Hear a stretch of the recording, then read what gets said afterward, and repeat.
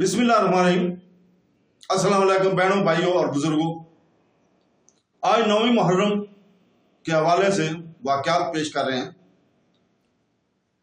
یہ چوتھا حصہ ہے اور 5واں حصہ 2 گھنٹے بعد عام ہوگا۔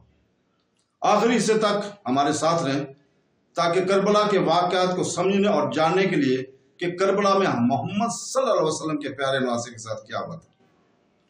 چنانچہ اس حصے سے پہلے تیسرے حصے میں ہم زبیر بن کین کا بیان کر رہے تھے۔ انہوں نے کہا کہ اللہ کی قسم کاش میں مارا جاؤں اور پھر زندہ کیا جاؤں اور پھر مارا جاؤں، یہاں تک کہ میں اس طرح 1000 بار مارا جاؤں تاکہ اللہ تم سے اور تمہارے گھر کے ان نوجوانوں سے موت کو ٹال دے۔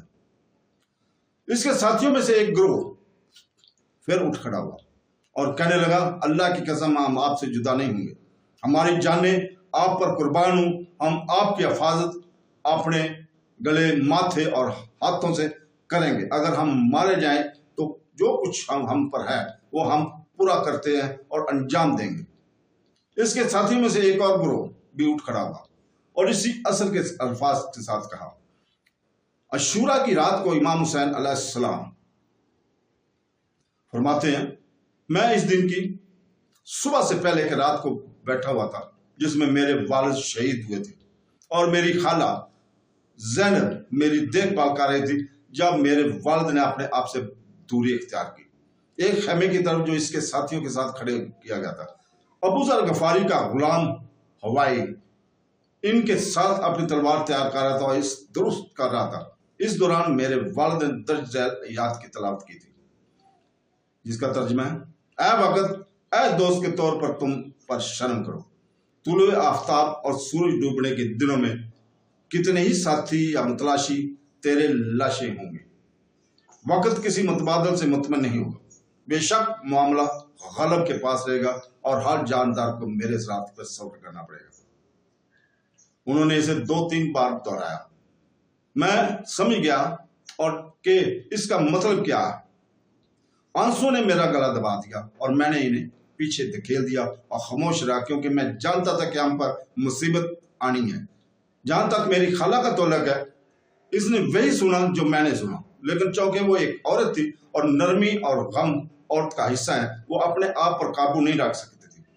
وہ چھلانگ لگا کر حسین کے قریب گئی جبکہ اس کے کپڑے زمین پر سیٹے گئے اور اس کا سر ننگا تھا۔ وہ چیخ کر بولی، کیا غم ہے، کاش موت مجھے زندگی سے محروم کر دے۔ ایک دن تھا جب میری والدہ حضرت فاطمہ الزہرا اور میرے والد حضرت علی کرم اللہ وجہ اور میرے بھائی حسن رضی اللہ تعالیٰ عنہ کا انتقال ہوا۔ صرف تم ہی رہ گئے ہو، اے جانشین اور جانے والوں کے زندہ رہنے والے۔ تو حسین علیہ السلام نے ان کی طرف دیکھا اور فرمایا، اے میری بہن، شیطان کو تمہاری برداشت نہ چھین لے۔ میری خالہ نے کہا، میرے والد اور والدہ آپ کا فدیہ ہوں۔ اے ابا عبداللہ، کیا آپ مرنے کے لیے تیار ہیں؟ میری جان آپ پر قربان ہے۔ یہاں میرے والد نے اپنے غم نگل لیا اور اس کی آنکھیں آنسو سے بھر گئی اور انہوں نے کہا، یاد رکھو، اگر رات کو ریت کے فارغ کو باغ اکیلا چھوڑ دیا جائے تو وہ سو جائیں گے۔ اگر یہ لوگ مجھے اپنے حال پر چھوڑ دیتے تو میں یہاں نہ آتا۔ اس پر اس نے افسوس کا اظہار کیا، اے میرے غم، کیا آپ کی زندگی میں سے پرتشدد طور پر بات ہونے والی یہ میرے دل کے لیے بہت زیادہ زخمی اور میری روح کے لیے سخت ہے۔ پھر اس نے اپنے چہرے پر مارا اور اپنے کپڑے کا اوپری حصہ پکڑا اور اسے پھاڑ کر بے ہوش ہو کر گر پڑے۔ تو حضرت امام حسین علیہ السلام اٹھے اور ان کے چہرے پر پانی کے چھینٹے مارے اور اس تسلی دیتے ہوئے فرمایا، اے میری بہن، اللہ سے ڈرو اور اللہ کی تسلی سے سکون حاصل کرو۔ جان لو کہ زمین پر رہنے والے سب مرنے والے ہیں اور آسمان کے رہنے والے ہمیشہ زندہ نہیں رہیں گے۔ ہر چیز فنا ہونے والی ہے سوائے اللہ کے چہرے کے، جس نے زمین کی اپنی قدرت سے پیدا کیا، مخلوقات کو پیدا کیا اور بلا اگر وہ سب واپس لوٹ آئیں گے، جو منفرد اور اکیلا ہے۔ اے میری بہن، میرا باپ مجھ سے بہتر تھا، میری ماں مجھ سے بہتر تھی۔ میرا بھائی مجھ سے بہتر تھا، وہ اور ان مسلمانوں کے لیے رسول پاک صلی اللہ علیہ وسلم کا ایک مثالی نمونہ ہے۔